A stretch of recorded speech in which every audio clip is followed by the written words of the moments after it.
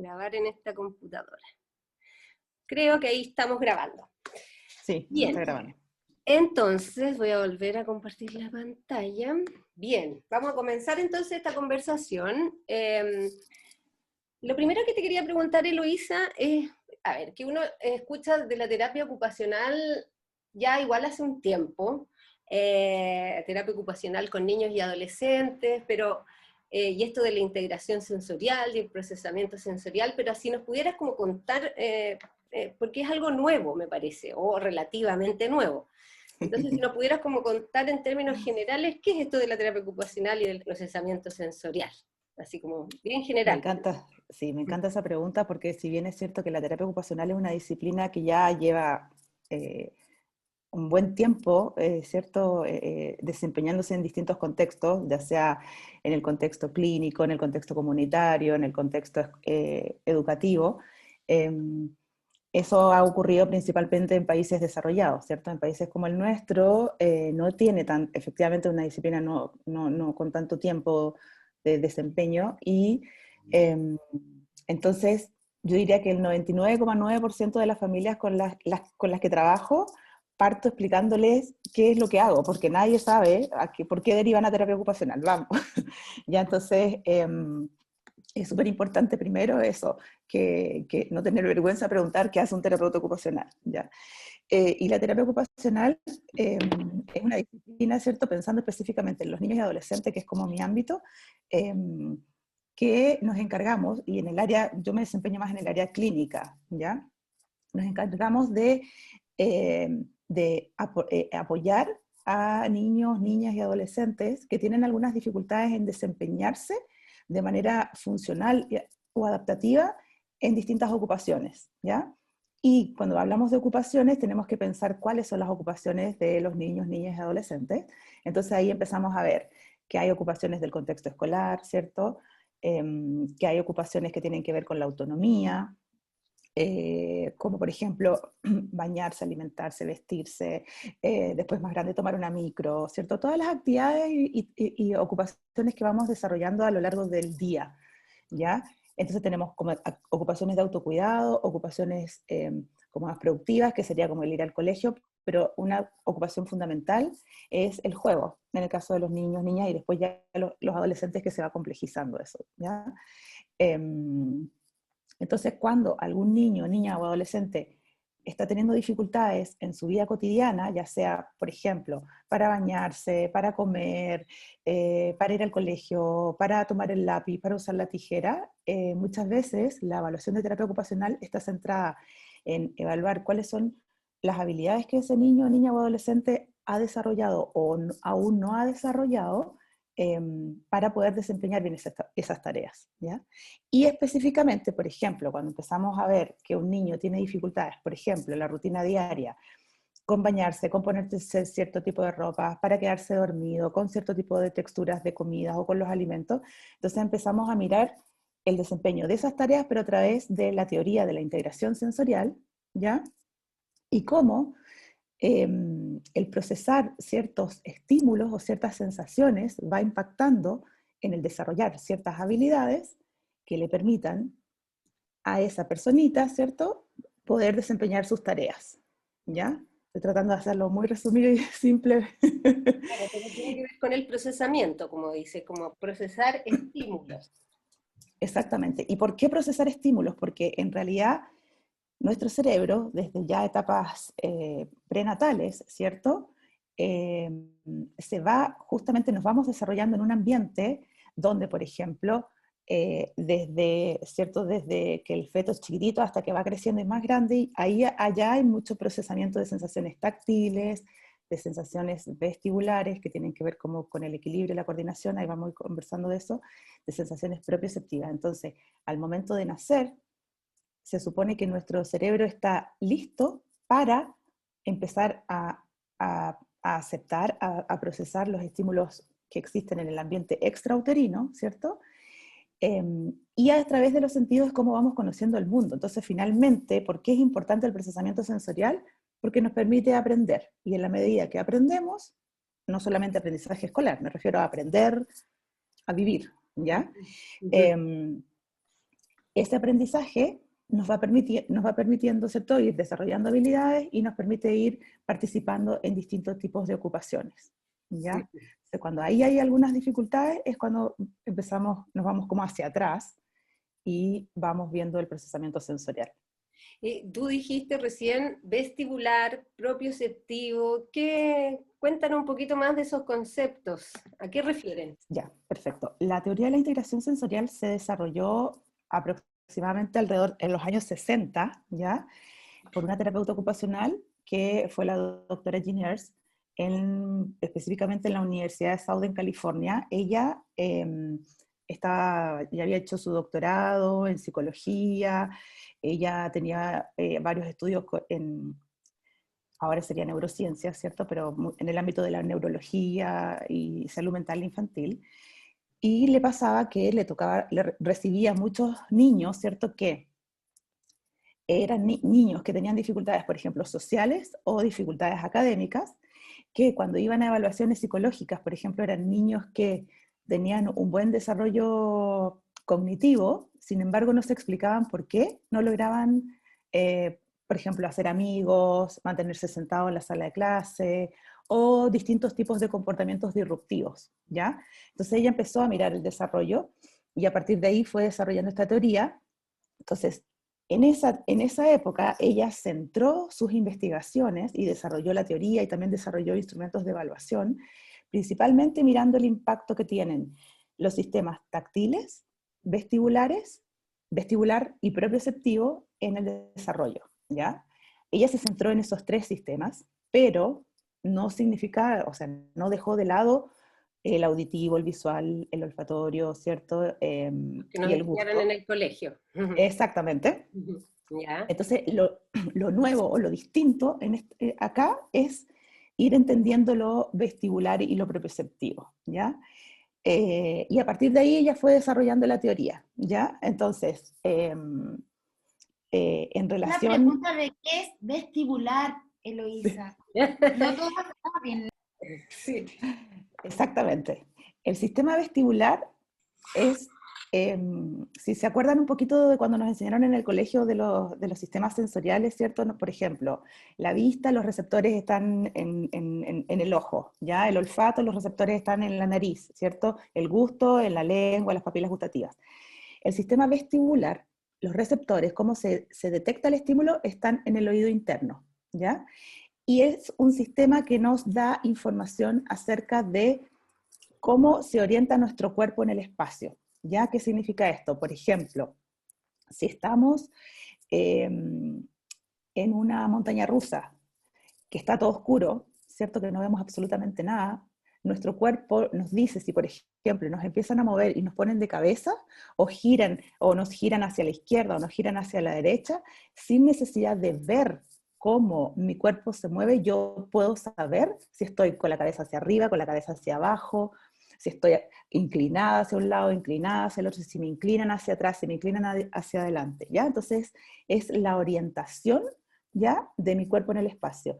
Es como, por ejemplo, también, si estamos a lo mejor en un avión, y a veces estamos durmiendo, pero vamos percibiendo, ¿cierto? Eso como que el avión sube y baja, eso también es función del sistema vestibular, ¿ya? Los otolitos, me acuerdo que eran como unos pelitos que hay en el oído.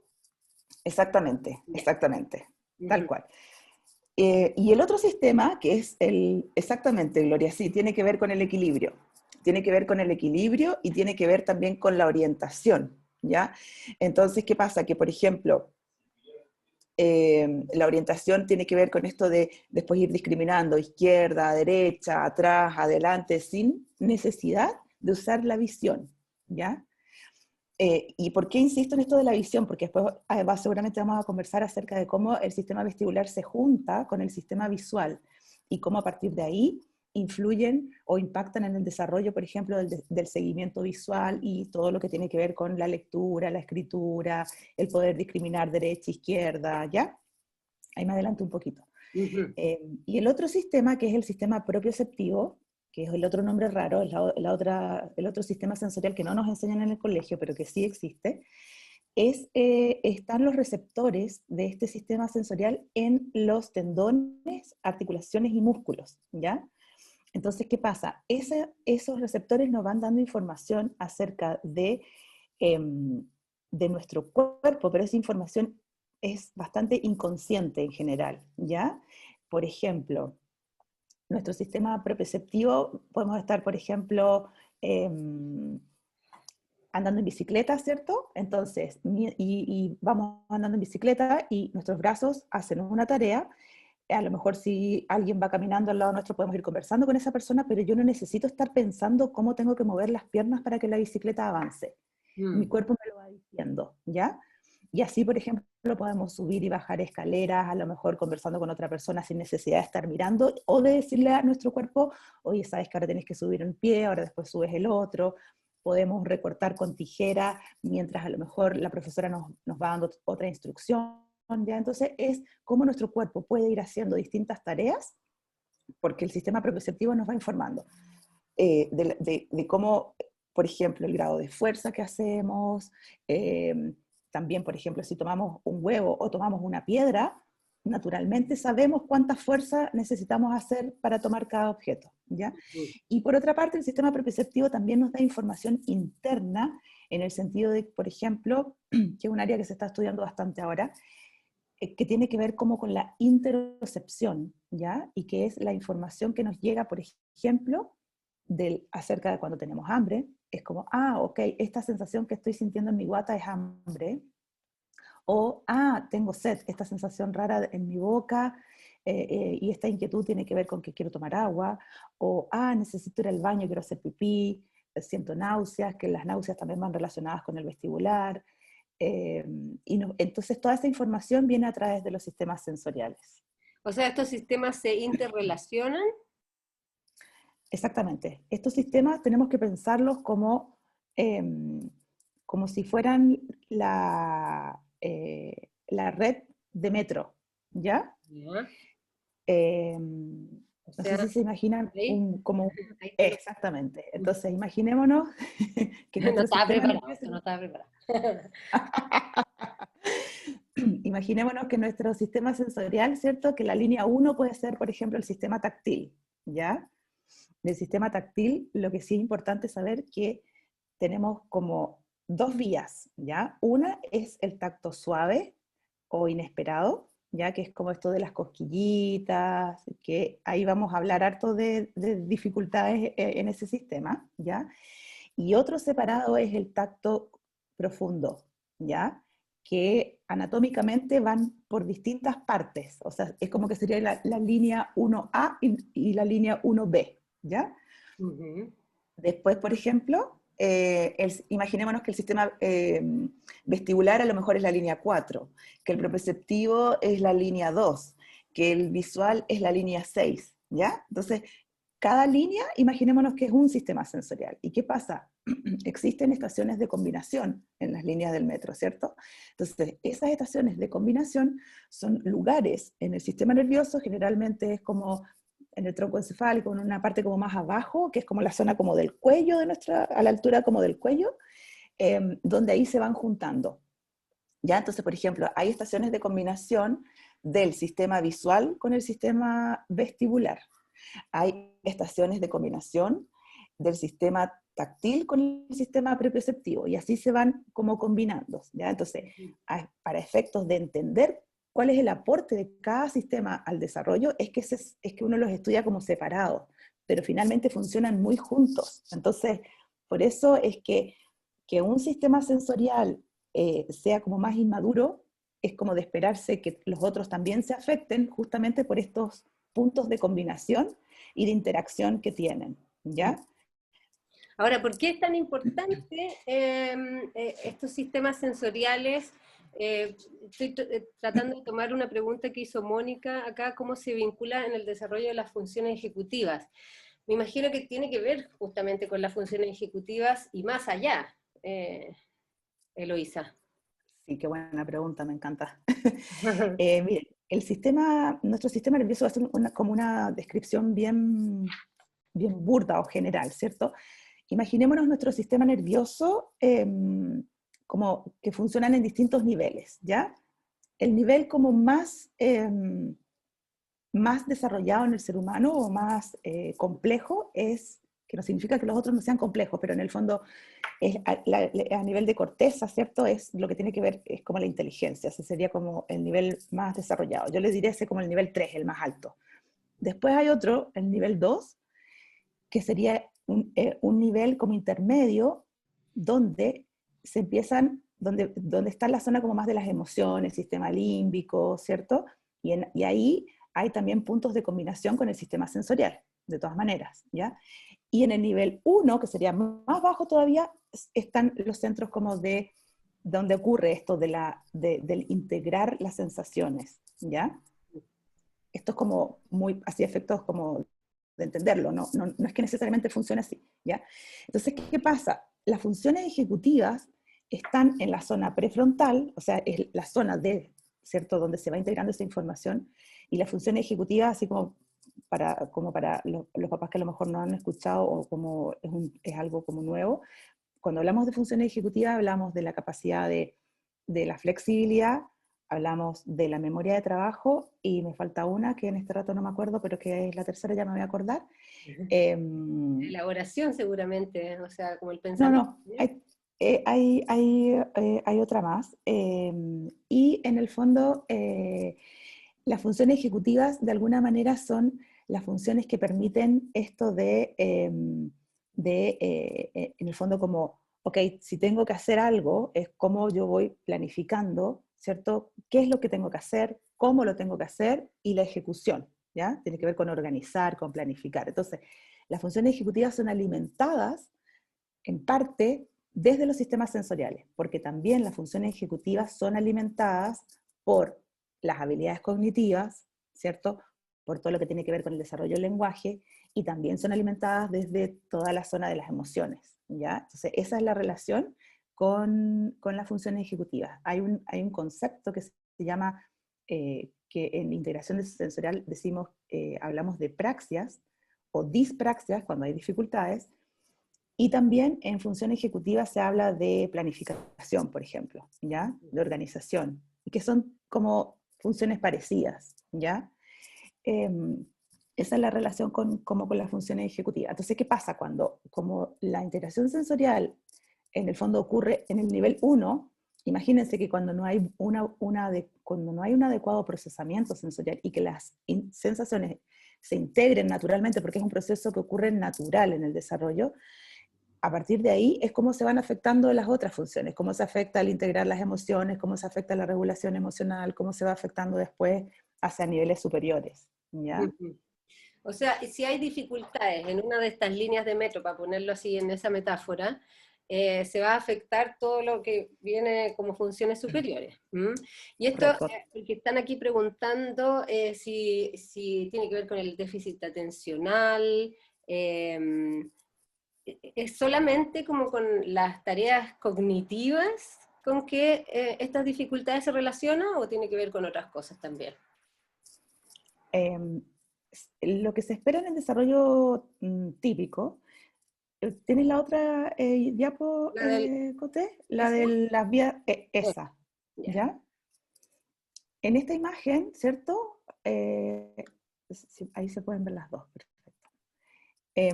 Cuando hablamos de que se integran las sensaciones, es como la imagen, acá en mi pantalla está a la izquierda, ¿cierto? Que la vía roja, la verde y la morada son como bien derechitas. Entonces, ¿qué pasa? El estímulo llega, entra al sistema nervioso, se integra con otras sensaciones y sale una respuesta. Por ejemplo, estoy conversando con alguien, hace frío y estoy caminando y voy sintiendo que me estoy acercando a la estufa. ¿Por qué? Porque estoy sintiendo el calor. Entonces, ¿qué hago? Para no quemarme, me voy alejando, ¿ya?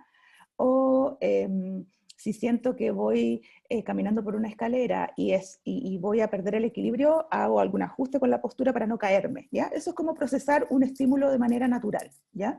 Ujú. Eh, Sin embargo, en los sistemas nerviosos inmaduros, porque un punto bien importante es que cuando existen dificultades de procesamiento sensorial no significa que haya una lesión en el sistema nervioso, ¿ya? Esto es un sistema nervioso que funciona distinto, pero que no tiene lesión, ¿ya? Porque cuando hay lesión ya es otra, hablamos de otra cosa, o se habla como compartido con otras cosas, ¿ya? Ujú. Entonces, ¿qué pasa? Que las personas con dificultades en el procesamiento sensorial, las vías son como la lámina de la derecha, ¿cierto? Que no es una vía expedita que el estímulo, o en el caso del metro, que el tren puede llegar y llegar de una estación a la otra, sino que entre medio hay baches, ¿ya?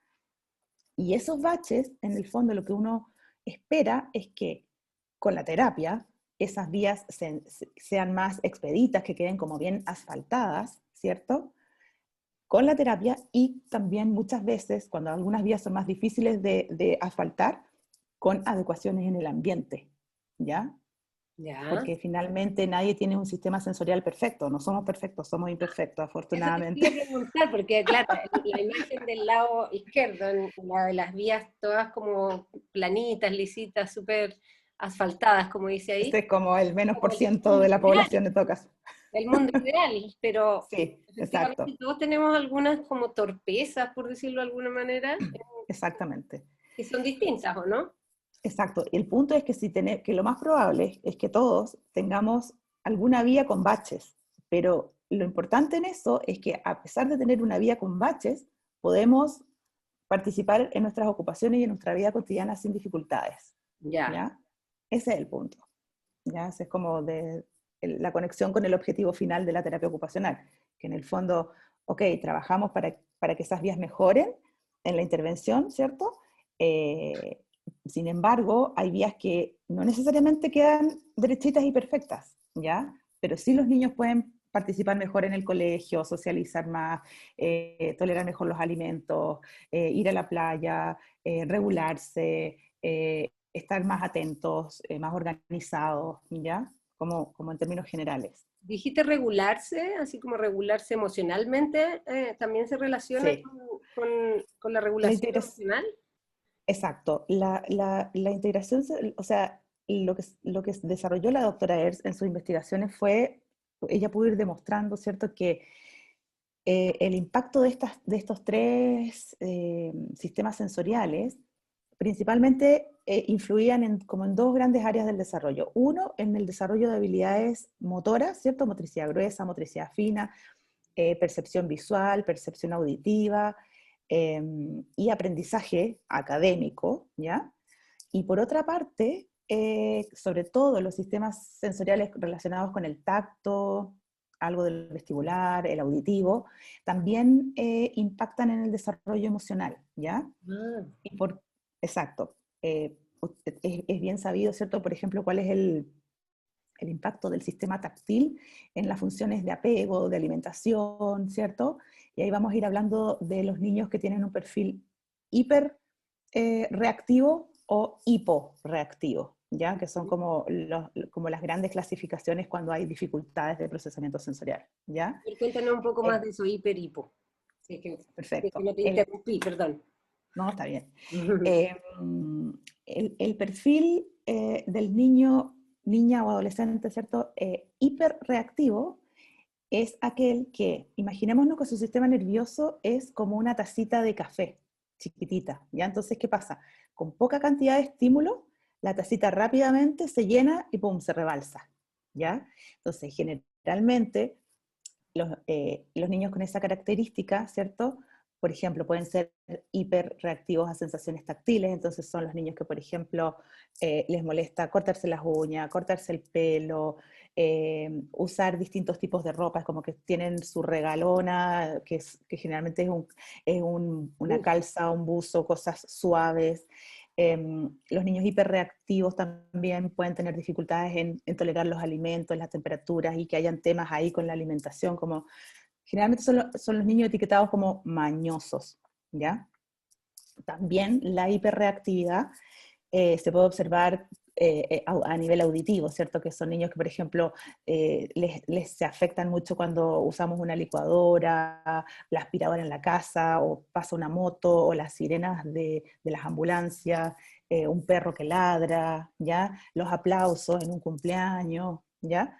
Están los niños también hipersensibles o hiperreactivos a las sensaciones visuales, entonces son niños que están siempre como que les molesta el sol, que no miran mucho, a veces, o sea, tolerar mucha información visual de los rostros también a veces es difícil, ¿ya? ujú. Eh, Y los que son por ejemplo, en la regulación emocional, ¿cómo sería un hiperreactivo? ¿Tiene que ver con lo táctil?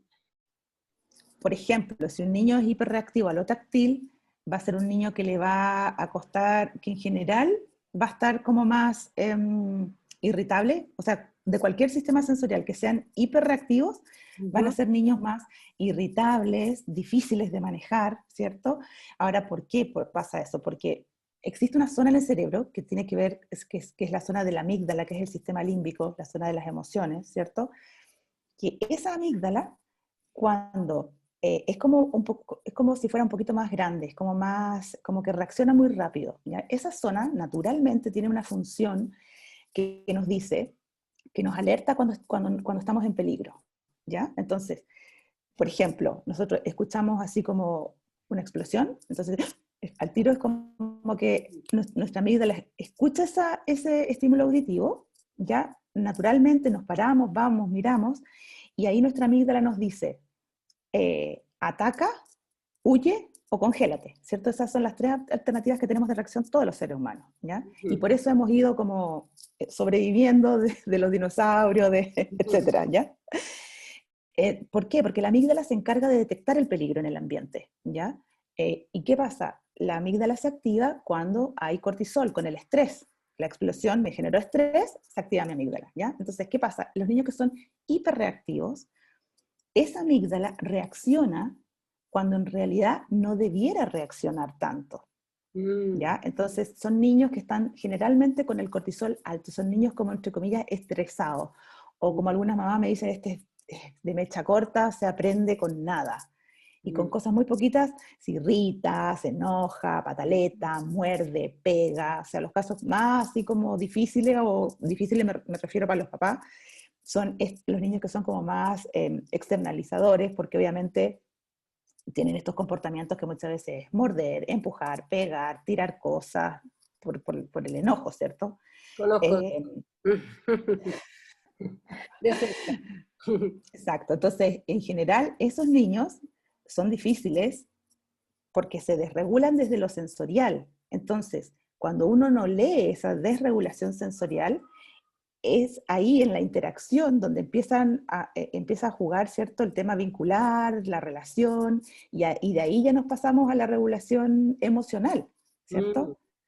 Entonces, ¿por qué? Porque en el fondo, si yo estoy haciendo una pataleta porque me llevaron a la peluquería y me están sosteniendo fuertemente para que el peluquero me pueda cortar el pelo o para que el dentista me pueda atender, o sea, y yo estoy con una tremenda pataleta, es porque me molesta la luz, el sonido, el olor, ¿ya? Podría ser porque me molesta eso, que generalmente es eso. Entonces, ¿qué pasa? Me retan, me dicen, ay, el niño mañoso, ay. Entonces, a partir de ahí empieza ya el tema de la regulación de los afectos, porque en el fondo yo tengo un comportamiento que es disruptivo, que el ambiente no puede leerlo porque no sabe, porque no tiene por qué saberlo tampoco, y a partir de ahí empieza un poco como esto de la etiqueta que le vamos poniendo al niño, ¿ya? O no, en realidad esa actividad no la vamos a hacer porque es súper difícil con este niñito, entonces mejor no, y ahí el niño, entonces esta cosa como de sentirse como que uno es bicho raro teniendo esos comportamientos. ¿Ya? Y a partir de ahí también es como uno va desarrollando la imagen de sí mismo, del niño pataletero, difícil de manejar, ¿te fijas? Entonces ahí va como un poco, esto Se es va bien como general. retroalimentando o reforzando como eso negativo finalmente en la Exactamente, percepción. Es súper exacto. interesante lo que estás diciendo, Eloísa, porque yo y los psicólogos quizás en general, no puedo generalizar, pero muchas veces tendemos a psicologizar ese tipo de comportamientos, las pataletas, como llevándolo a algo que tuviera que ver, sobre todo porque estamos aquí en el tema de la adopción, que tuviera que ver como con la historia, con esa separación inicial, con el origen, etcétera, pero parece que hay un nivel previo que tiene que estar de base para que eso otro pueda ser elaborado. Entonces, capaz que nosotros hemos estado derivando a terapias psicológicas, digamos, sin haber pensado en esta base primero. Claro que sí. Ahora, el otro grupo de niños que son los hiporeactivos o hiporresponsivos, ¿ya? Son niños que su sistema nervioso es como un tazón grande y que queremos llenarlo con agua y más encima el tazón tiene una grieta, entonces por donde se escapa el agua, entonces como que nunca lo llenamos, ¿ya? Y eso generalmente son niños que es todo al revés, con estímulos naturales del ambiente, es como que no los registran, ¿ya? Entonces el niño que de repente, por ejemplo, que camina y va chocando o va botando cosas y no se va dando cuenta que chocó, que botó, que empujó, es el niño que de repente quiere saludar se encontró, no sé, con los primos, llega la mamá, llega el papá del trabajo y va, los abraza y los bota porque tiene mucha fuerza y no se da cuenta, o sea, porque de verdad que esta cosa como de regular la fuerza, como de más torpeza motora, o de ponerse muchos alimentos en la boca para poder sentirlos, para poder tener la sensación y ahí sentirlos y poder masticar y tragar, o son los niños que también, o sea, por ejemplo, si están viendo tele, uno los ve que se ponen cabeza para abajo, que se están moviendo, esta necesidad como de ir buscando, ¿cierto? Todo el rato como entre comillas, como los hiperactivos, ¿ya? Ujú. Que son niños que buscan muchas veces sensaciones, por una parte, pero también hay niños hiporresponsivos que no buscan las sensaciones y que son como más floppy, ¿cierto? Son como si fueran como un peluche, ¿ya? Entonces como de estar echados, de tono bajo, que les cuesta estar mucho rato sentados y que al rato que están sentados comiendo o almorzando, por ejemplo, terminan echados arriba de la mesa porque les cuesta sostener su cuerpo, ¿ya? Y uno los ve así como, ay, es que es flojito, es que es regalón, ¿ya? Es que le da lata vestirse, entonces mejor lo he visto yo, es que como que le da lata, ¿ya? Que le da lata. Y es porque muchas veces no, no sienten, es como si tuvieran como un guante de látex en todo el cuerpo, ¿ya? O en todos los sistemas sensoriales, ¿ya? Entonces el estímulo que habitualmente uno lo percibe son niños o adolescentes que no lo perciben naturalmente y que necesitan que el estímulo sea mucho más intenso para poder registrarlo. O mamás que dicen, cuando grito para llamarlo, es como que ahí se da vuelta, ¿estará sordo? No, que Mm, muchas veces entonces vamos al otorrino, exámenes, no, está todo bien, todo bien. No, no hay buen registro todavía de sensaciones auditivas. ¿Te fijas? ajá. Entonces es como que, o que si hay los estímulos visuales como suaves para su sistema nervioso no los detecta. O que les gustan comidas con muchos aliños, o de repente que estén muy frías, ¿te fijas? Entonces es como uno empieza como a investigar cada sistema sensorial y va encontrando que el niño que es más hiporreactivo necesita estímulos fuertes para poder detectarlo, procesarlo y hacer la tarea que tiene que hacer, ¿ya? Y porque Y yo estoy, aquí hay varias preguntas que apuntan a lo mismo y yo también tengo la misma duda porque yo pienso en mi hijo, Dante, y le detecto cosas hipo. sí, Entonces, están ¿puede tener combinados. combinaciones? Sí, lamentablemente, ninguno de nosotros se lee un libro antes de nacer, entonces tenemos combinaciones. Por ejemplo, hay niños que tienen, por ejemplo, hipersensibilidad táctil y y son hiporresponsivos al vestibular y al propioceptivo, por ejemplo, ¿ya? O hay niños que a veces son en general con lo táctil funcionan bien, pero sí hay hipersensibilidad, por ejemplo, como intraoral, ¿ya? Hiper o hipo. Eh, y entonces, en lo oral, por ejemplo, es interesante porque uno muchas veces ve niños que rechazan los alimentos, entonces uno dice, claro, como rechaza los alimentos es hipersensible, pero a veces el hipo responsivo también rechaza el alimento porque muchas veces no sabe qué hacer con el alimento dentro de la boca porque no lo siente, ¿ya? Pero en general está combinado, sí. Ay, Eh, y está combinado, ¿por qué? Porque lo que pasa es que una de las funciones importantes del sistema propioceptivo es que es regulador, ¿ya? Entonces, si yo tengo un sistema táctil que está siendo sensible, ¿cierto? Que es hiperreactivo, yo necesito un sistema propioceptivo que me ayude a regular la hiperreactividad del táctil, ¿ya? Y en ese desbalance que hay, que uno es hiper y el otro es hipo, hacen que los comportamientos hiper sean como más evidentes o más uy, exagerados, ¿ya? ya. O a veces pasa al revés. Un sistema propioceptivo muy hiporresponsivo hace que a veces los niños tengan pequeñas cositas táctiles, pequeñas hiperrespuestas auditivas, y uno trabaja el propioceptivo y como que naturalmente los otros van mejorando, ¿ya? Entonces ahí es donde la evaluación de un terapeuta ocupacional que sepa de integración sensorial es como bien, o sea, en el fondo que sepa en el sentido que esté certificado, que tenga experiencia, ¿cierto? Porque ahí a veces las líneas son bien delgadas, entonces uno ahí se puede equivocar en la intervención, decir, no, es hiperreactivo, trabajamos lo táctil, no trabajamos lo perceptivo y no hay cambio, o sea, como que sigue todo igual, ¿ya? Aquí hay una pregunta interesante, las voy a tomar todas después por si acaso, pero ¿desde qué edad se puede ir observando estas como características y hasta qué edad se puede trabajar? Preguntan acá. En general, por ejemplo, cuando partió la teoría y lo que uno puede encontrar en libros más viejos, ¿cierto? La doctora Giner trabajaba con niños hasta 9, 10 años, 7, 9, 10, ¿ya? Hoy en día hay evaluaciones que consideran adultos también, ¿ya? Porque hay adultos que, o sea, por ejemplo, nos han tocado ver padres de niños que consultaron y que en el fondo también ahí los papás empiezan como a revisar su historia y encuentran cosas muy parecidas, ¿ya? El punto está en cuánto impacta eso en la vida cotidiana, Ya. ¿ya? Eh, y desde cuándo, o sea, la interacción sensorial, por ejemplo, se está utilizando mucho en las neos, ¿cierto? Con los niños prematuros, después cuando se van de alta, siguen en control en terapia ocupacional, porque obviamente los niños prematuros, por ejemplo, es una población que de todas maneras en ese cerebrito, ¿cierto? Que nació antes de tiempo, estos sistemas que se supone que debieran estar listos cuando nacemos, ¿cierto? No alcanzaron como a madurar. Entonces claramente hay que ver, hay que ir mirando el desarrollo de los niños prematuros o de pretérmino. Justo había Cómo una va pregunta del niño prematuro, así que cuéntanos de eso. los niños prematuros, bueno, sabemos ahí que no es, de partida no es mi área como si bien específica, porque yo recibo, o sea, muchos niños grandecitos que yo recibo fueron prematuros. Ujú.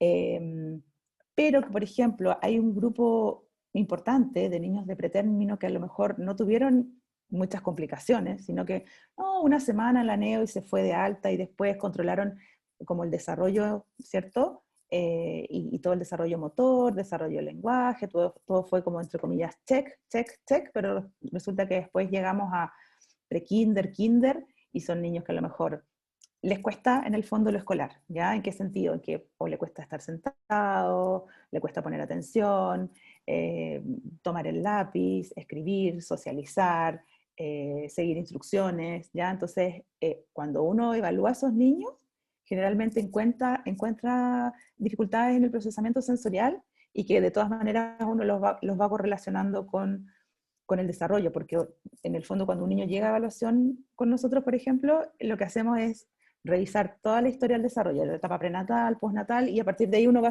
haciendo como el seguimiento de cómo fue el sistema táctil, el sistema vestibular, todos los sistemas sensoriales. Entonces de ahí uno va como juntando cabos, ¿ya? Los va atando. Y de ahí uno puede explicar por qué las dificultades del momento actual, ¿ya? Por qué consultan, ¿ya? Sí, porque Pero los había, niños prematuros yo diría que, aunque en general el, el desarrollo esté como más o menos dentro de lo esperado, lo sensorial es bastante frecuente que ocurra, ujú. ¿ya? O sea, que hayan algunas dificultades por ahí. Eso es como bien frecuente. Y la adopción, Eloísa, obviamente no es la adopción, pero hay algo como de una fragilidad o adversidad temprana que pueda incidir, crees tú, en dificultades de procesamiento? De todas maneras, en ese sentido, sabemos ya, por ejemplo, que la etapa prenatal, ¿cierto? Y todo lo que implica el desarrollo cerebral, y esto que hablábamos de cómo, por ejemplo, durante el embarazo, ¿cierto? Que el sistema nervioso esté expuesto a altos niveles de cortisol o de estrés, y el Ujú. estrés es por distintos motivos, ¿cierto? Eso, por supuesto, que predispone a que la amígdala sea más hiperreactiva, Ya. ¿ya?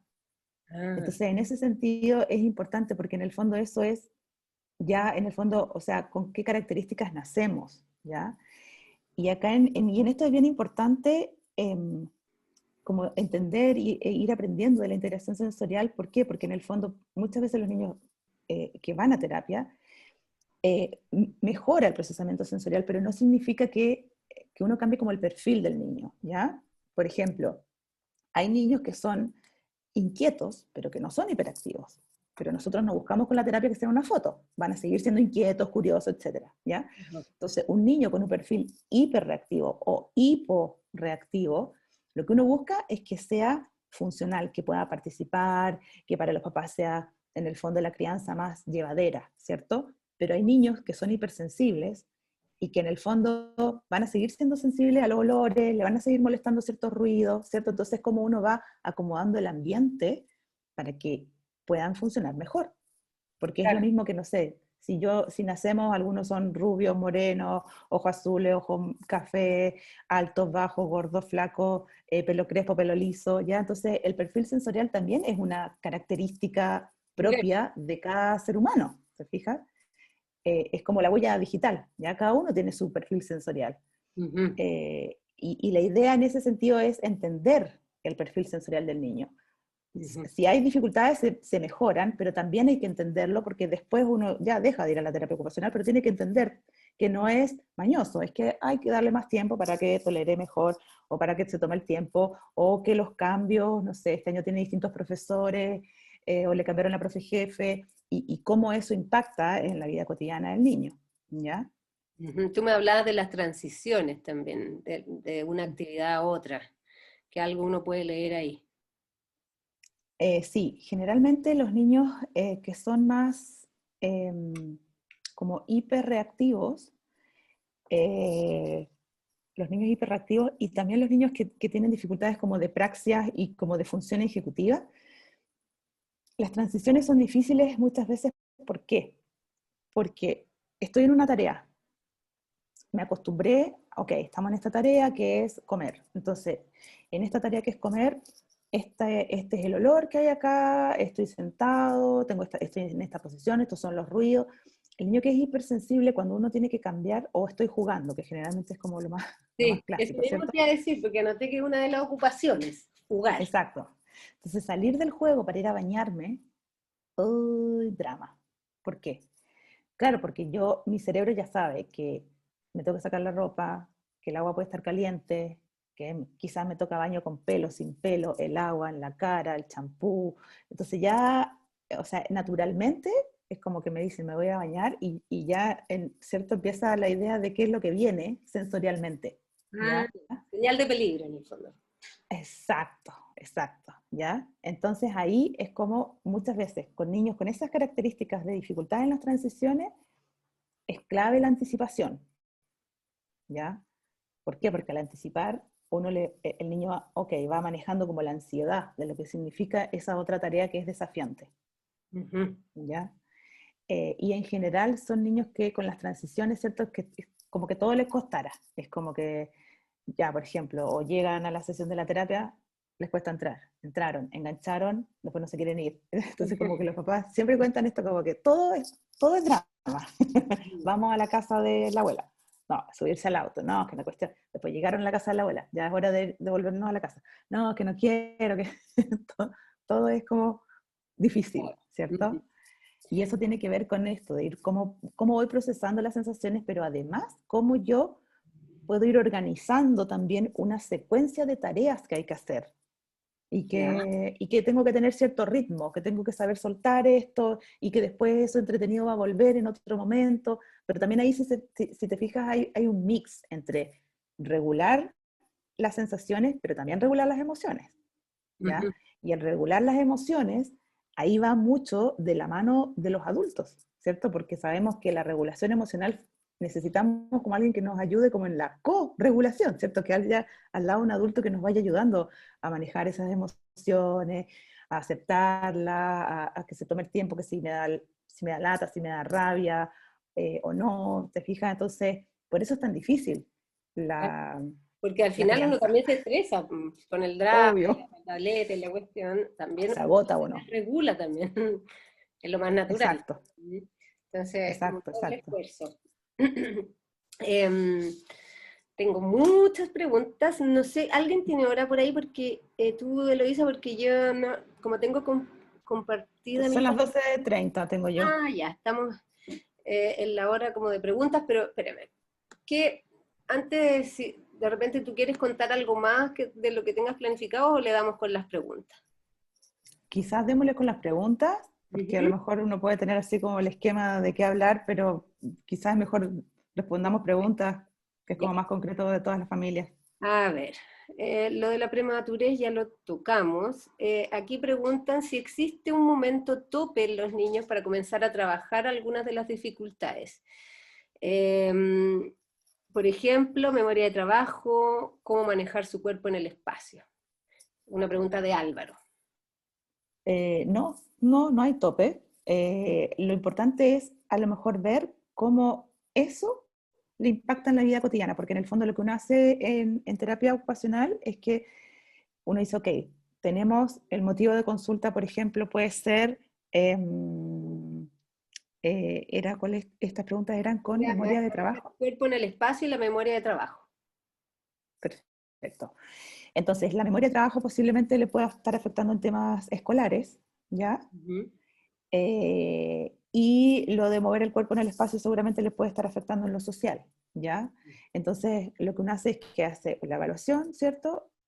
Vamos viendo esto de la memoria de trabajo generalmente, cuando hay temas como de memoria, tienen relación con temas más atencionales, ¿ya?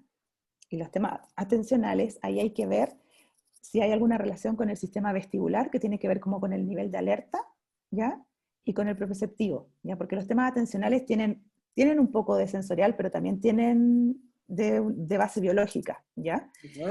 Entonces ahí uno dice, ya, ok, vamos a hacer este bloque de sesiones y vamos a ir midiendo, vamos a ir trabajando estos sistemas sensoriales para mejorar estos objetivos, ¿ya? En general, lo que uno ve en la evaluación, o sea, a mí me ha tocado evaluar niños, no sé, de 11 años tenemos niños en terapia, de 13.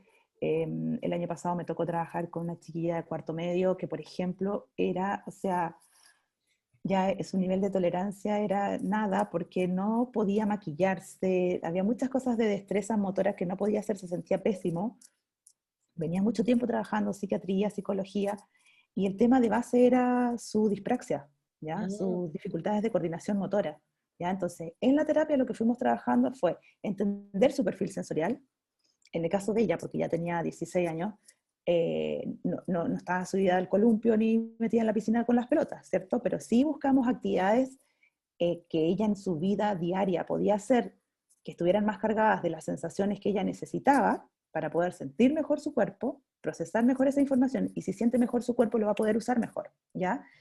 Y en las sesiones, entonces ella en la semana hacía ciertas actividades que elegíamos en conjunto, y después ella, por ejemplo, en las sesiones íbamos buscando estrategias, cómo usar el delineador, cómo usar el rímel, cómo pintarse las uñas, cómo cortárselas, por ejemplo, no sé, cortarse las uñas, ¿no? O sea, la mamá todavía le tenía que cortar las uñas, ¿ya?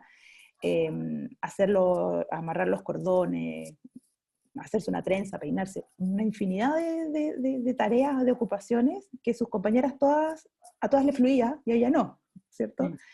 Entonces, Entonces, lo que tú decías como de una cosa es poner asfalto en estas vías que están ahí y otra exacto, cosa es adecuar el ambiente, o sea, hay que ir combinando las dos cuestiones. Ujú, exactamente, esa ujú. es la idea. Entonces, en ese sentido, tope, yo diría que en este minuto eh, no hay, obviamente que en el fondo, cuanto más grandes son, quizás uno tiene que hacer más combinaciones entre cómo apoyar a la persona que tiene esas dificultades y cómo hacer educaciones en el ambiente, ¿ya? Pero se puede, de todas maneras que se puede. Ujú. Claro, porque es importante eso porque nosotros le pusimos a esta conversación la importancia de la detección oportuna. Sí, Y claro, y con eso pareciera como que aparece un fantasma de que hay un tiempo de que ya pasó, la vieja. Pero en el claro. fondo O sea, es hay que algo pensar, como de cómo leer, de interpretar. Eso sí, es lo importante. exactamente. En ese sentido, yo creo que es importante pensar, obviamente, que esta cosa de, ¿cierto?, de la intervención temprana, oportuna, o sea, la plasticidad del cerebro tiene como ciertos tiempos, ¿cierto? Pero pensemos que la adolescencia es una etapa donde hay podas neuronales, donde hay todo un cambio a nivel, o sea, es una etapa de muchos cambios a nivel neurobiológico, ¿cierto? Entonces es una etapa que se puede aprovechar de todas maneras. Y si nos vamos a pensar en función ejecutiva, ¿ya? La zona prefrontal y función ejecutiva termina de mielinizarse entre los 25, 28, 30 años. ¿ya? Mm. Entonces, claro que se puede hacer, mucho, Ah, porque qué bueno. todavía el cerebro no termina o sea, estamos listos, en teoría, ¿ya? A los, entre los 25 y los 30, o sea, No salimos de la tenía enseñanza idea de eso. media, Bueno, esa, y mm. después sabemos también que, o sea, que el cerebro sigue aprendiendo hasta el día de nuestra muerte, ¿cierto? Entonces, yo siempre le tengo full fe al cerebro. Buenísimo. Por eso me gusta esto, Sí, me muy gusta la bien. neurociencia. Los más viejitos. Oye, y aquí preguntan si vitaminas o suplementos pueden ayudar. Eh, no hay estudios de evidencia en relación a eso, ¿ya? Porque en el fondo es como el estímulo visual que ayuda al sistema visual, el estímulo auditivo que ayuda al sistema auditivo, ¿cierto? Sí, por ejemplo, existen algunos como enfoques terapéuticos que no son farmacológicos, digamos, pero que son algunos como de terapias complementarias que tienen que ver como con que es un sistema, ¿cierto?, como de escuchar cierta música y combinarlo con ejercicios, que son enfoques en realidad que se usan mucho en países más desarrollados. Aquí hay muy poco de eso. Y que Ujú. se ha mostrado como, en el fondo, como lo que ocurre es como que baja el nivel de estrés del sistema nervioso y al bajar el estrés, el cortisol, se integran mejor las emociones, perdón, las sensaciones. ¿Ya? Aquí preguntan, ¿en qué medida venir de un embarazo no tan bien cuidado? Bueno, con una progenitora estresada, eso lo hablamos, y pasar los primeros meses en casas de guardadores, muy buenas, pero no igual a la familia definitiva, para luego llegar donde los papás influyen en la aparición de problemas sensoriales. En ese sentido es importante ver, eh, bueno, obviamente que el nivel de estrés va afectando, ¿cierto? Pero también sabemos hoy en día, por las investigaciones, ¿cierto? Cuántas cosas podemos hacer desde el ambiente para ayudar y potenciar el desarrollo del sistema nervioso, ¿cierto? Entonces, a lo mejor si los niños, ¿cierto?, en esta etapa de estar en una institución o con una familia guardadora, no necesariamente significa que vaya a estar deprivado Ujú. de estímulos, ¿cierto? Entonces, si tuvo oportunidades desde guagua, ¿cierto?, de jugar, de interactuar con alguien, de moverse, de gatear, de ir haciendo lo que cualquier niño hace, no necesariamente eso va a ir de la mano con un desorden sensorial, de Ujú. procesamiento sensorial, ¿ya? El punto es cómo se van, también tenemos que pensar que hay niños que nacen en familias, pucha, que buscaron el embarazo y como todas las condiciones súper perfectas, por decirlo de alguna manera, pero desde que nacieron, los papás trabajando full, a cargo de la nana que lo tiene así como en la burbujita, que no se ensucie, que no toque, como, como decimos nosotros los niños de departamento, millones de problemas sensoriales, ¿ya? O sea, Porque no, que no gatee, porque el piso no está todo frío. tiene que ver con el embarazo y con el estrés, necesariamente. Exactamente, o no tampoco, no necesariamente tiene que ver con haber estado en un ambiente donde a lo mejor uno cree que fue poco estimulante, ¿ya? Sino que es en relación, en ese sentido, de repente es ir como preguntando un poco, bueno, dónde jugaba, qué hacía. No, le poníamos, no sé, una alfombra en el suelo con juguetes y ahí la pasaba y se paró y caminó y tocaba cosas, fantástico, Ujú. ¿ya? Y eso no significa, y eso a lo mejor fue una instancia en una institución, ¿ya? Ujú. Entonces, yo creo que en ese sentido es importante, si bien es cierto, sabemos que muchas veces ocurren ciertas situaciones de niños que a lo mejor que están en instituciones que son como poco estimulados desde el ambiente, ¿ya? Pero también en ese sentido sabemos que, bueno, ok, nunca es tarde cuando la dicha es buena. Entonces, bueno, empezamos y si hubo poca estimulación, bueno, vámonos de a poco y el niño, en esto yo creo que, y hay un concepto que a mí me gusta mucho que es el tema de la diversidad, ¿cierto? Que en el fondo, sí, los adultos somos capaces de ir leyendo y viendo cómo va el desarrollo del niño, eso es lo clave, ¿ya? Que los papás puedan tomarse el tiempo para ir mirando. Ujú. Todos vamos a llegar a la meta, ¿ya? Con o sin dificultades. El punto está en presumir competencias en ese niño O sea, estar siempre así como, ok, va a ser capaz, o sea, se la va a poder, le vamos a dar los apoyos que necesite y va a poder. Ajá. Hoy en día en nuestra sociedad estamos como muy centrados también en que el desarrollo tiene que ser, si a los 2 años no hizo esto, si a los 3, si a los 4, siempre aquí, si no entró al colegio aquí, si no pasó de curso acá. Entonces como esta cosa como de los años, de que, pucha, tenemos esta edad y no estamos cumpliendo esto y tenemos que cumplir lo otro, yo creo que aquí es importante como decir, mira, la verdad es que vamos a ir al ritmo que el niño necesite ir, porque va a llegar a otro ritmo, va a llegar a su ritmo, pero va a llegar. ¿Ya? Y entonces eso yo creo que es bien importante porque es una presión muy grande que tenemos muchas veces los papás respecto de eso, de que si no ya tiene 4 años y no habla tan bien, y tiene 5 y no está usando la tijera, y entonces como que, bueno, a lo mejor usará la tijera a los 7, ¿qué? O sea, ya, es su ritmo. Exacto. Ahora, aquí Mónica hace una pregunta muy importante, yo creo que es cómo es mejor comunicar, informar a las educadoras o docentes de los perfiles de nuestros hijos. Hoy en día yo diría que los colegios y los jardines infantiles saben bastante de integración sensorial, ¿ya? Entonces, en ese sentido es bueno de repente en la reunión que los papás tienen, ¿cierto?, con las profesoras, es preguntarles si es que saben algo de integración sensorial y si les dicen que no, bueno, van a ahí explicarles que es importante que sepan porque los niños tienen ciertas características, pero siempre presentar al hijo desde las fortalezas, ¿ya? Entonces, por ejemplo, ¿por qué? Porque también en nuestra cultura estamos switchados con este switch de siempre ver lo negativo o lo que falta, ¿ya? Em, y, eh, bueno, por lo menos nosotros, o sea, en terapia ocupacional para nosotros es clave, es hacer la mirada al revés, ¿ya? Ahora, ¿por qué venimos con ese switch de mirar lo que falta? Porque eso está muy inserto desde el modelo médico, y claramente en el contexto de adopción, ¿cierto? Que los niños van que al control, que el control, que el control, que el control, siempre estamos mirando, obviamente hay que mirar cómo va el desarrollo. Entonces uno va al médico y dice, sí, esto falta, esto, ok, perfecto, pero en la vida cotidiana yo necesito decir, ok, falta esto, pero yo igual tengo que ser capaz de ver las fortalezas de ese niño. Entonces, cuando voy a hablar con su profesora, le puedo decir, mira, ¿sabes qué?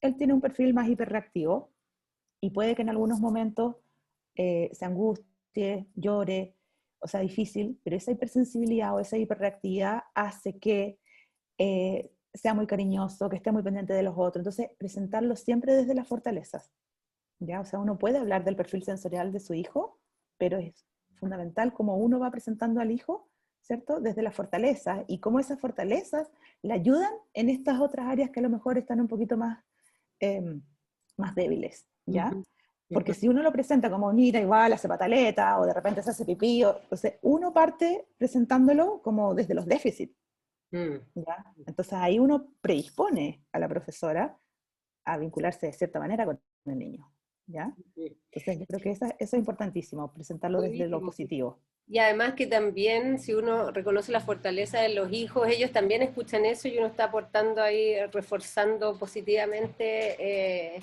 lo que sí pueden hacer bien. ¿M? Exacto. Acá la Gloria nos pregunta, como papás, ¿cómo podemos ayudar a ese desarrollo sensorial sin terapia ocupacional o es necesaria?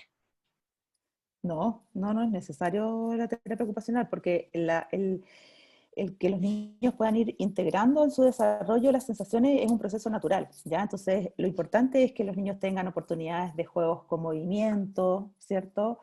Y en la vida cotidiana no es necesario, en el fondo, como tener un gimnasio en la casa, sino que, por ejemplo, que los niños puedan participar en actividades de cocina, ayuda mucho a todo lo que es táctil, olores, ahí es como hacer actividades donde, no sé, con una receta, ¿cierto?, de cocina, que son ciertos pasos, seguir instrucciones, eso es organización, es función ejecutiva, después ayudar con una tarea que puede ser, no sé, limpiar vidrios, motricidad fina, ahí es sensaciones táctiles, ¿cierto? Eh, Salir al parque, andar en bicicleta, en el fondo ir buscando como un equilibrio de actividades, ¿cierto? Que no sea todo cargado para a lo mejor actividades sentado o puzzles, leer, o sea, sino que buscar distintos momentos en el día donde los niños pueden ir involucrándose como en distintas tareas, ¿ya? Que sean tareas activas, que sean tareas tranquilas, que sean tareas de la casa, como de responsabilidad, tareas más de juego, el juego centrado como más en los intereses del niño, y de esa manera va ocurriendo se van integrando las sensaciones de manera natural. Ujú. Creo que ahí, Vanessa, puede haber quedado contestada tu pregunta también. Estoy leyendo acá. Hay varias preguntas en relación como a medicamentos, si es que los medicamentos ayudan a los temas de procesamiento sensorial, el omega 3 por ahí también dicen, y también hay una pregunta de Carolina del examen SPECT cerebral, ¿se ayuda al diagnóstico? Voy a juntar No, o todo eso que sea, es como médico un poco. súper, todo lo médico, sí, no, en el fondo no hay, o sea, los terapeutas ocupacionales de partida no somos médicos, por lo tanto no podríamos indicar un fármaco para esto, ¿ya?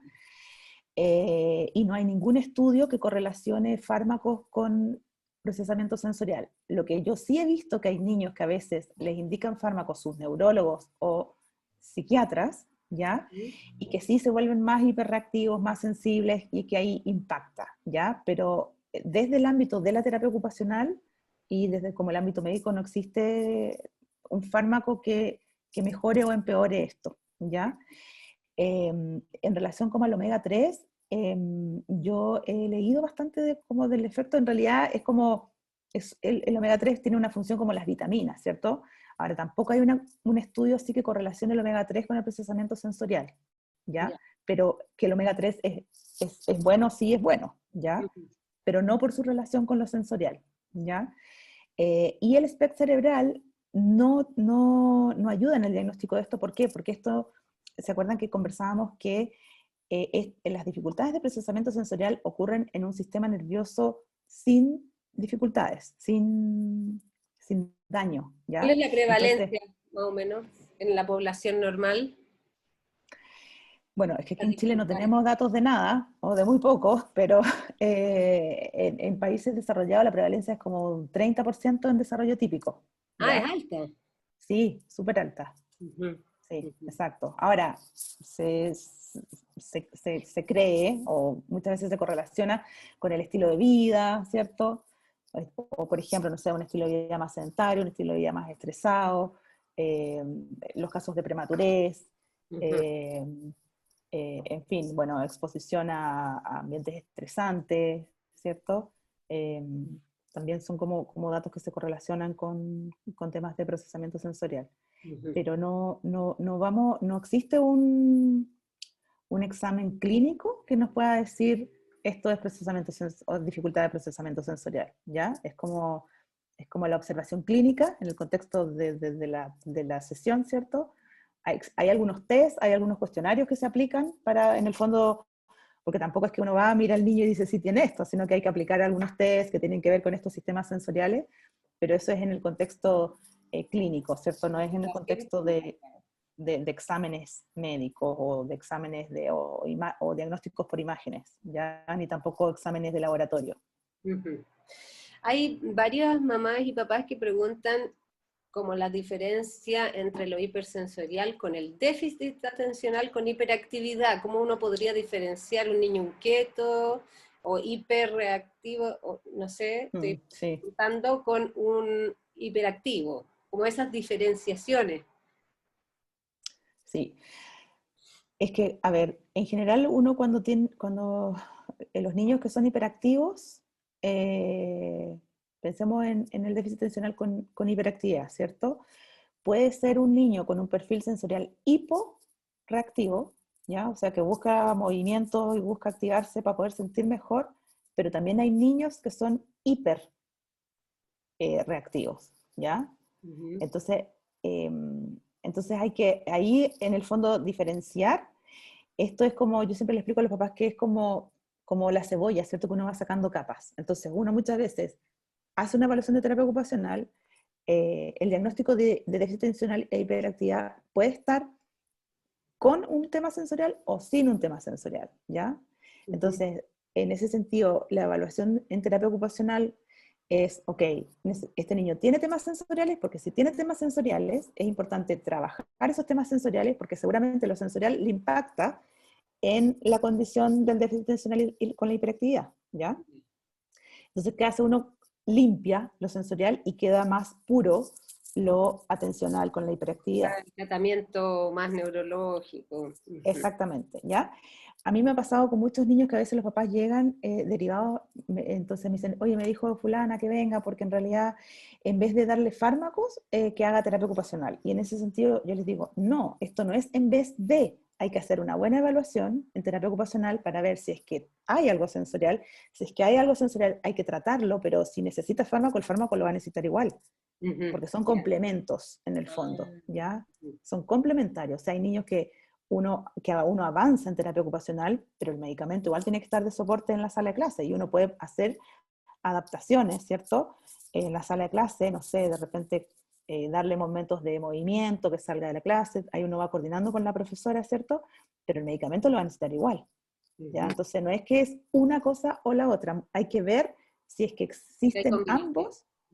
Exactamente, e ir como limpiando, de manera tal que si uno dice, ok, a este niño le molestan tanto los ruidos, bueno, trabajemos para que procese mejor la sensación auditiva y no se desregule por eso que hace que sea más inquieto y esté más disperso.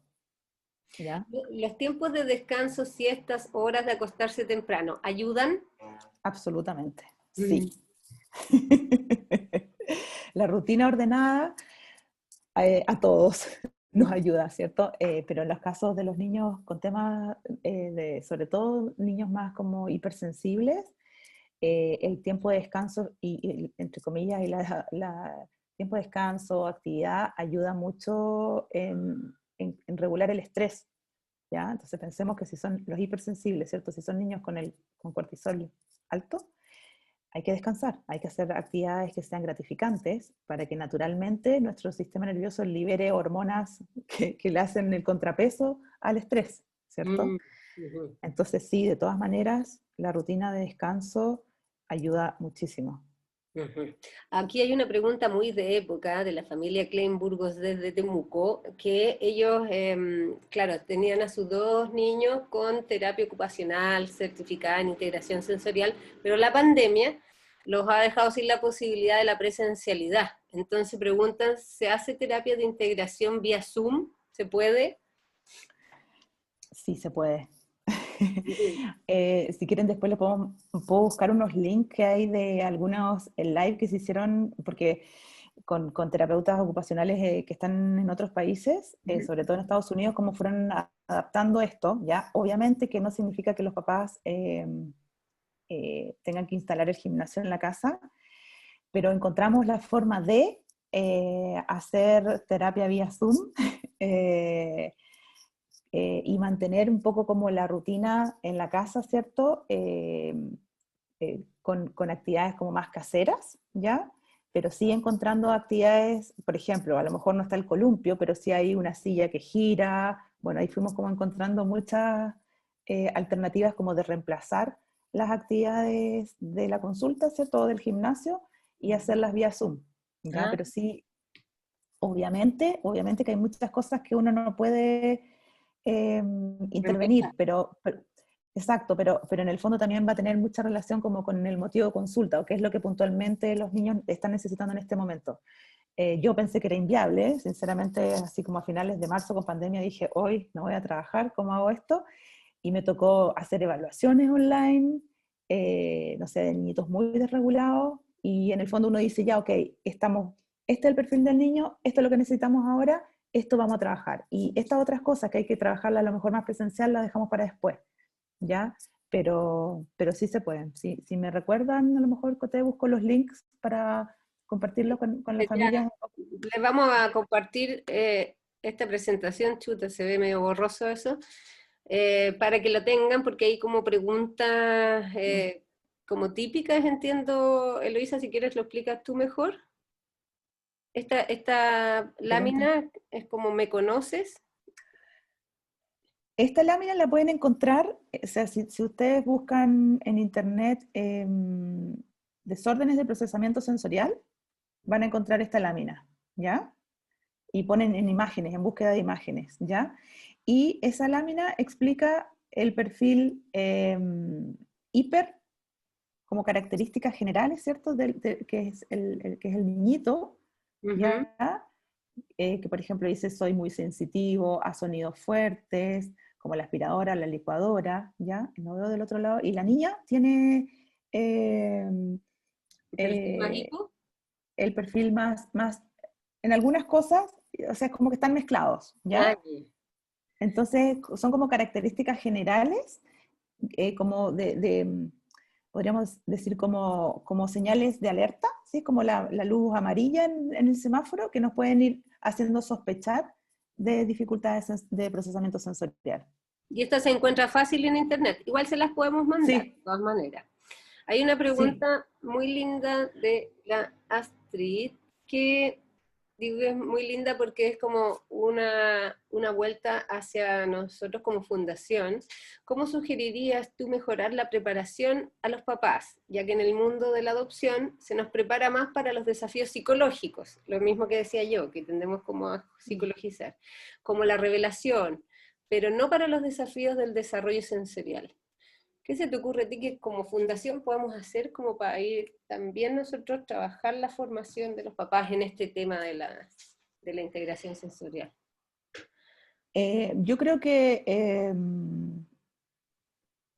como ir educando, ¿cierto? A mí me pasó, bueno, ya no voy a decir cuánto tiempo llevo trabajando, pero en el fondo, en la medida en que uno, en los contextos que uno va estando, ¿cierto? Va conversando de estos temas, por ejemplo, con un colegio, con un jardín, ¿cierto? En este caso serían las familias, cómo se va conversando de este tema, se va teniendo más información, se va accediendo a mayor información, en el fondo como que la educación es como clave, y así como nos enseñan, lo que pasa es que también es como que nos han enseñado que muchas veces el desarrollo, ¿cierto?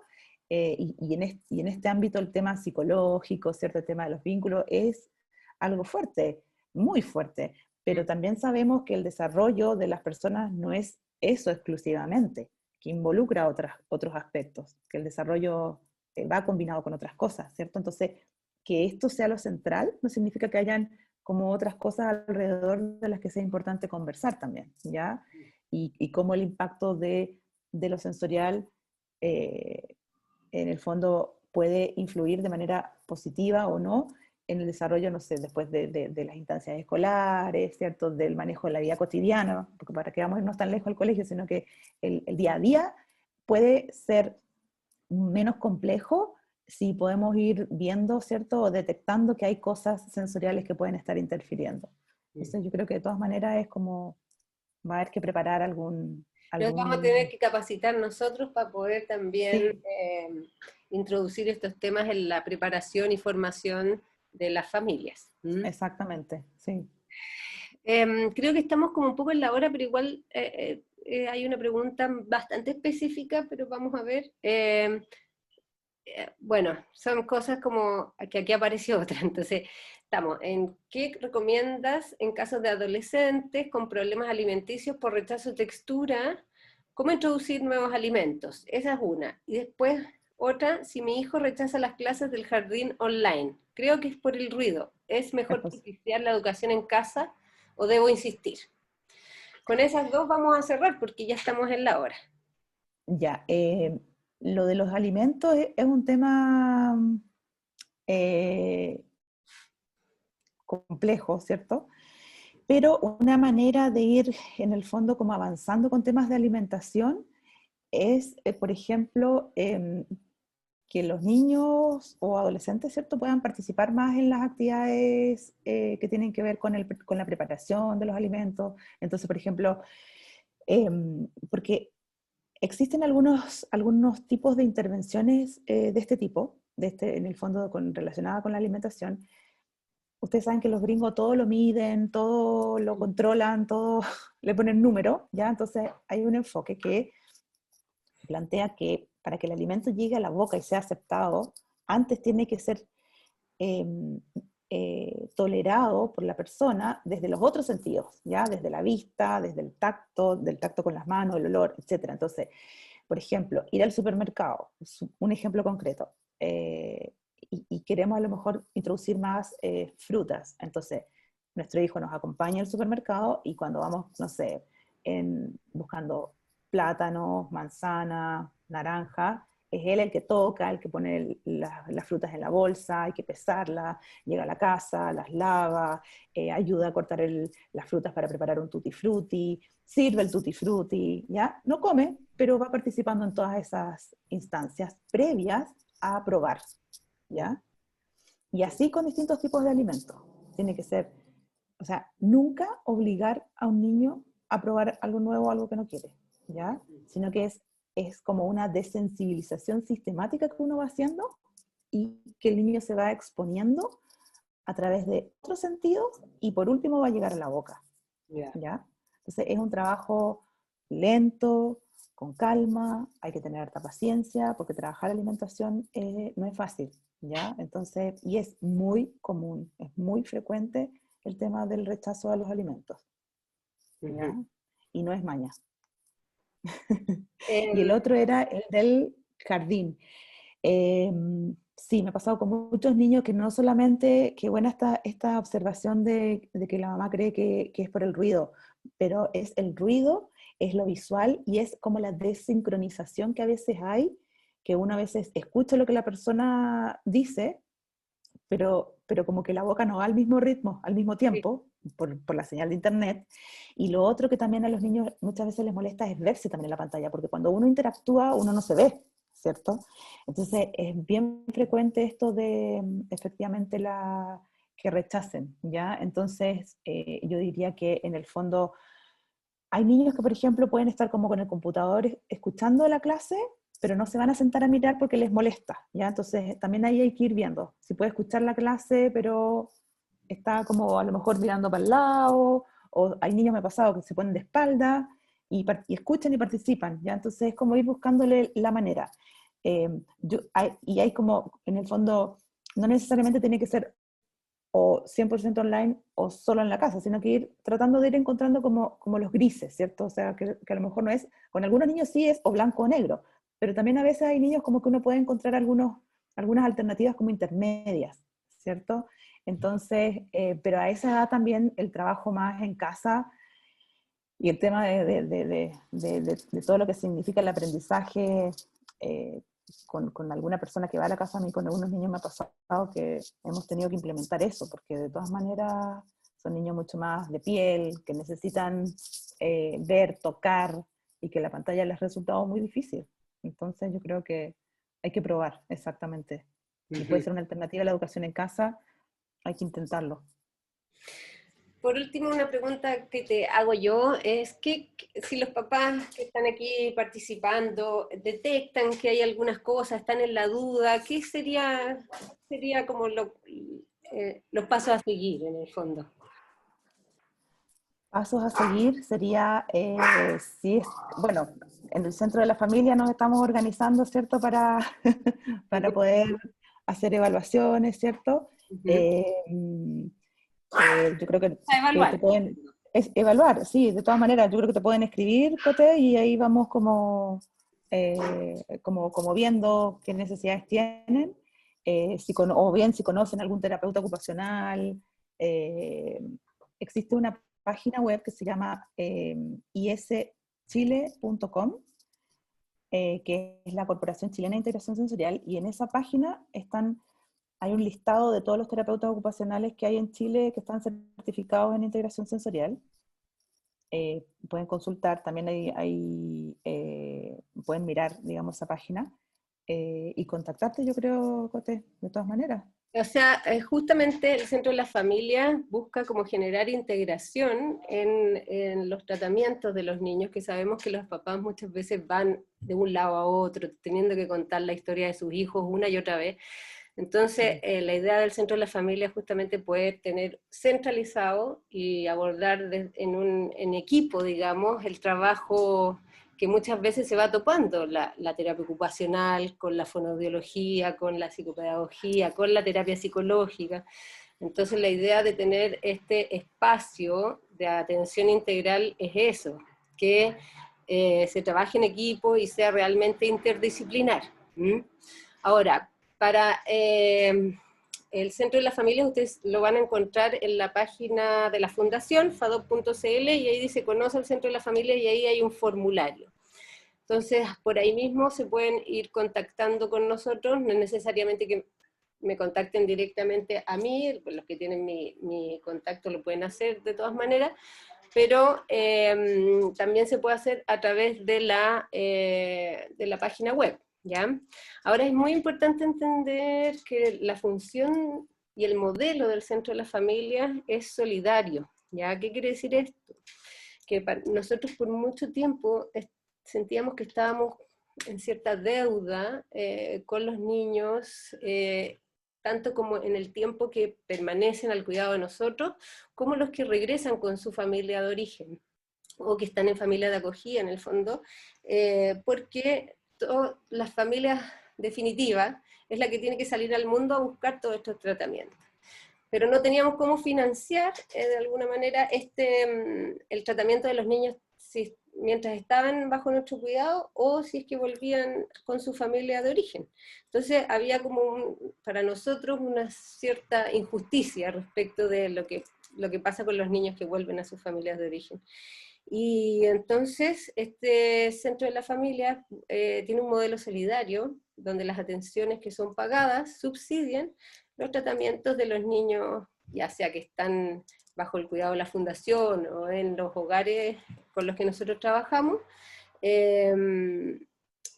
y también los que regresan con su familia de origen, que necesitan quizás mucho más apoyo, porque tienen efectivamente más dificultades o más deprivaciones. Entonces, para que conozcan más sobre el Centro de la Familia, los invito a revisar la página de la Fundación,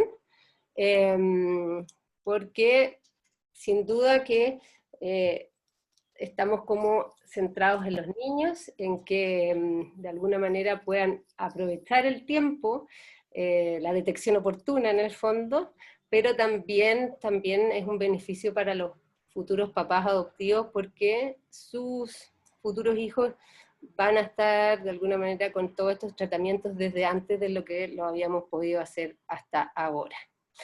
Así que les dejo ese dato. Alejandra, no sé si tú quieres decir algo antes de terminar. Yo quiero agradecer enormemente la disposición de Eloísa de estar trabajando con nosotros un día sábado, caluroso, verano ya, estamos a fin. Ay, no, espero que haya sido de utilidad. Ahí Sí, está. hay un micrófono abierto. Sí, la estoy tratando de silenciar, pero no puedo. Chica Luisa, te dicen por ahí. Sí, muchas gracias a la Eloísa, muchas gracias a todos ustedes por la atención puesta. Vamos de a poquito intentando satisfacer necesidades de conocimiento para poder mejorar, ¿no? En esto ustedes son parte, sean bienvenidos todas y todas, sugerencias, ideas de cómo podemos constituir una comunidad más informada. Son siempre bienvenidas. Y bueno, les deseamos una feliz fiesta, una feliz Navidad y un 2021 también con muchas buenas noticias, muchos cariños a todos. Ha sido precioso ver a los niños, ver a ustedes, a nuestras familias de regiones. Qué aprendizaje más grande hemos hecho de poder, con este tipo de tecnología, estar más cerca de nuestras familias de regiones, y por supuesto acá de las de Santiago como siempre, pero vamos a seguir alternando las metodologías para poder estar con ustedes, ojalá ya el 2021 en más de una sesión, pero estamos trabajando en eso. Así que un abrazo para todas y todas, muchos cariños a los niños, y que tengan unas bonitas fiestas. Eso por mi parte. Gracias, Eloísa. Y también creo que para los papás que están en espera y para las familias de acogida, todos son bienvenidos en esta comunidad de la Fundación. Muchas gracias, Eloísa, están aquí saludando desde todas partes de... A ustedes, muchas gracias por la invitación. Todos dicen seca Eloísa. Eloísa, que aprendieron mucho. Genial. Felices fiestas para todos, felices fiestas para ti también, Eloísa, y vamos con el centro de las familias Seguimos avanzando, de todas 2020. maneras. Las familias de todo Chile, qué emoción, Vallenar, Temuco. Ahora, ahora no, los voy a desilenciar, no sé cómo lo voy a hacer, a ver. Como para que nos despidamos, pues. ¿Ya? Sí. Voy a dejar de grabar, ahora terminamos